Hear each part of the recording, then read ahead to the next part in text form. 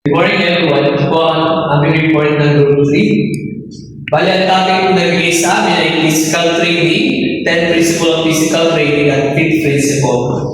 Physical training. So, what is physical training?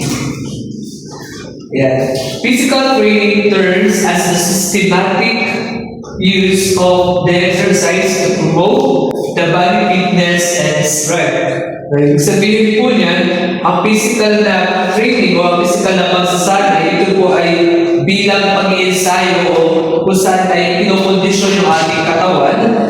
At sabihin, is systematic, sabihin meron siyang dire-diretso, meron siyang nakaplano na programa sa physical na activities. At ito ay nakadesign niya upang mapabuti yung ating fitness. At mapahusay yung ating pagganas kapag sa isang athletic, ito ay nagpapalakas at nagiging maayos ang kanyang ginagawa. Then, makakamit din natin yung layunin dito yung ating maayos na kalusugan. Next. Ayan, meron po tayo 10 principles of physical training. Una ay tinatawag po na specificity states that the way the body responds to physical activity is very specific to the activity itself. Ibig sabihin po, yung paraan ng pagtubo ng ating katawan ay nagre-response o tumutugon dun sa physical na aktibidad na ating gagawin.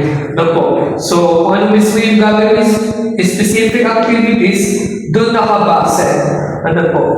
And sabihin, in a simple word po is specific yung iyong role na gagawin. For example, ayan. So, example natin is ay tinatawag na cyclist. Cyclist, pag ikaw ay you are training for 100 mile